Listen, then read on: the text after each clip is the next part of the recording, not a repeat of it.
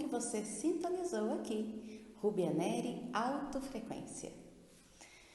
Pois bem, ontem eu comentei com vocês a respeito de práticas que eu aprendi, que me ajudaram muito no momento difícil que eu passei. Passei por uma depressão, passei por crise de pânico e eu comecei uma busca, uma autoajuda.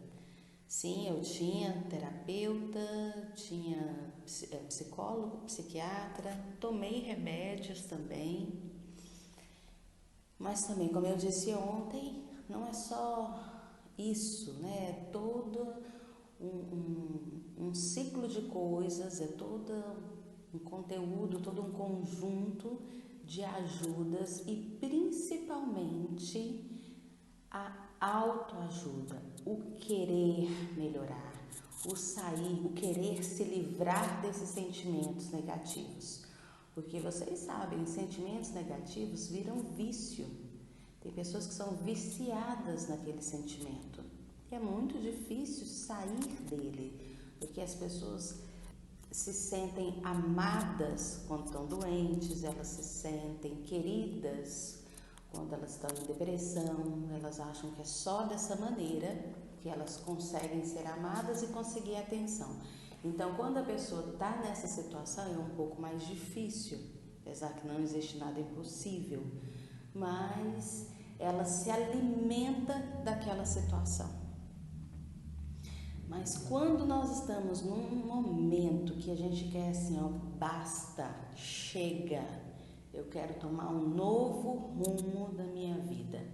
Então, nesse momento, seja muito bem-vindo a todas as práticas que eu vou ensinar, porque é essa posição que nós temos que ter, realmente, a de assumir o nosso rumo na vida, assumir a nossa direção na vida. Bom, a respeito das práticas, não tem como eu falar delas sem antes eu mencionar como que esses pensamentos, essas emoções, elas tomam conta da gente, né? Você vê aquele pensamento fica rodando, igual um disco furado. Bom, como nós estamos na semana no Dia das Mães, tá aí em cima, né? E é por aí mesmo que começamos todos esses pensamentos. Ainda quando nós estamos no ventre da nossa mãe, mesmo lá, o feto ele consegue sentir vibrações. Eu também vou explicar isso aqui, mas não é hoje.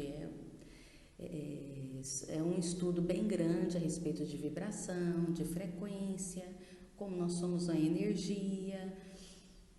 E então eu só vou dar uma pincelada aqui, tá?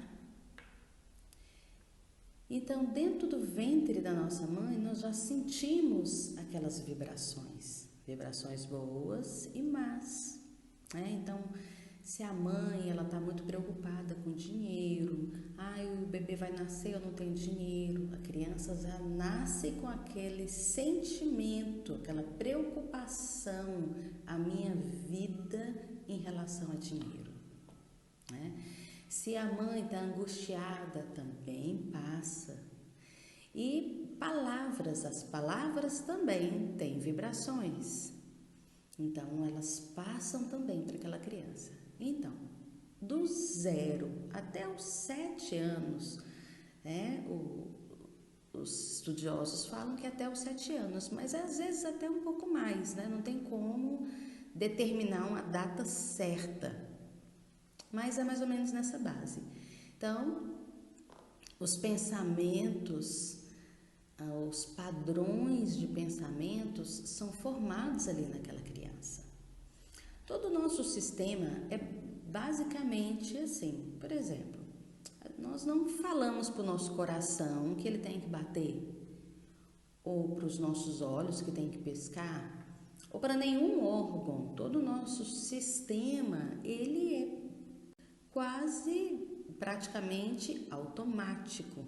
E assim nos dá a capacidade de ir melhorando cada vez mais, principalmente em relação aos aos nossos pensamentos. Por exemplo, quando a gente começou a caminhar, a gente engatinhava, a gente tinha que pensar, põe o pé direito, põe o esquerdo, caía, levantava. Quando começou a aprender a andar de bicicleta, quando aprendeu a dirigir. Então, tudo foram pensamentos, foram virando padrão, e daí a pouco a gente já nem pensa mais, nem para andar de bicicleta, nem para dirigir, já vira algo automático. E você começa até a fazer outras coisas, a conversar dentro do carro, conversar andando de bicicleta. Então, te dá a condição de fazer outras coisas. E assim também os nossos pensamentos. Eles viram um padrão. Esse padrão nós chamamos de paradigmas. São verdades absolutas que foram colocadas dentro de nós para que nós pudéssemos seguir aquele caminho. A princípio seria maravilhoso se nós seguíssemos o caminho da nossa essência, que é amor, alegria e paz. Mas com o decorrer de todas as problemáticas humanas, aconteceram inseguranças, mágoas, tristezas.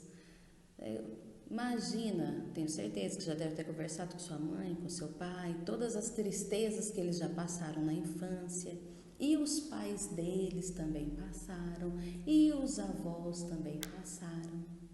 Então, não tem como culpar alguém. Não existe culpado. Não tem culpado. Foram situações, foram circunstâncias que nos trouxeram aqui. Eu culpava minha mãe por tudo. Tudo na minha vida era culpa da minha mãe.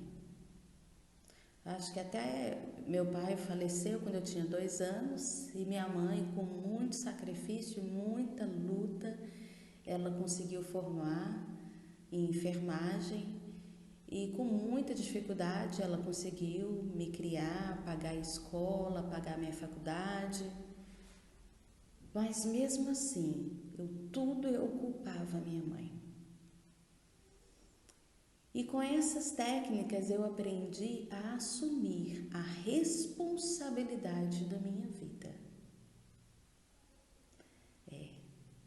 A gente pensa que a gente vira adulto aos 18 anos, mas eu entendi que a gente vira adulto quando a gente assume a responsabilidade da nossa vida. Você não culpa mais o seu marido, você não culpa os seus filhos, você não culpa a sua mãe, você não culpa a sociedade, você não culpa mais ninguém.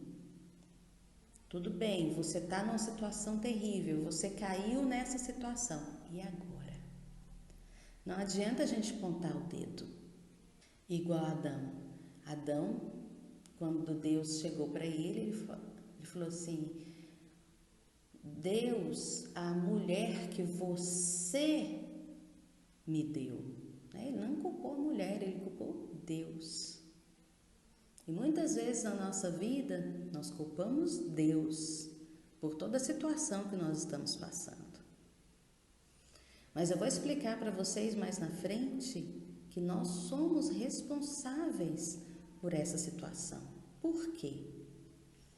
Porque aqui dentro de nós, quando está a amargura, a tristeza, raiva, falta de perdão e tudo isso borbulhando aqui, é uma energia, ela vibra e ela atrai outras energias, outras situações do mesmo nível. Então, muitas vezes você não sabe o que tem dentro de você, você ainda não tem a consciência, mas você sabe que você começa um trabalho, quando você está bem no trabalho, alguma coisa acontece e você é demitido.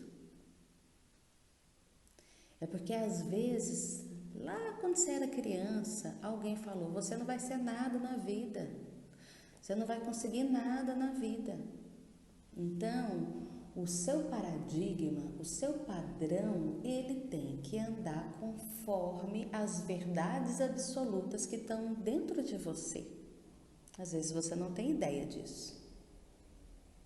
Ou às vezes, sempre as coisas dando errado para você, as coisas dando errado para você, você sem dinheiro, sem dinheiro, sem dinheiro. Mas que coisa, eu trabalho, não tem dinheiro, eu trabalho, não tem dinheiro. Alguma coisa aqui dentro de você, alguma verdade absoluta diz que dinheiro é sujo. Quem tem dinheiro é rico e rico não vai para o céu. E você quer ir para o céu. Então, de alguma maneira, você se sabota. De alguma maneira, você tenta ficar sem dinheiro, porque dinheiro é algo sujo. Então, todas essas verdades absolutas, muitas vezes nós não temos ideias dela, mas elas são que controlam a nossa vida exterior, porque é um padrão a ser seguido. Eu também já falei aqui da sementinha de laranja. A sementinha de laranja, você planta e ela vai crescer o quê? Laranja, porque a identidade dela é para crescer um pé de laranja. Então, quando nós somos crianças, foi criado uma identidade aqui. Criado uma identidade. E muitas vezes muito distorcida. Não só pelo pai, pela mãe, mas pelos avós, pelos amigos, pela televisão, pelas músicas, pelas professoras. Até brincando, o pai fala assim, a mãe fala assim: ei menino feio, esse aqui não vai arrumar ninguém para casar. Esse aqui não vai ser nada na vida. Eita, mas você é azarada, hein? Só perde as coisas, vive perdendo dinheiro. Nossa, mas não faz nada certo. E aquilo ali vai se encaixando como verdades absolutas, né? E agora o que fazer? O que fazer com toda essa sujeira que tem dentro de nós?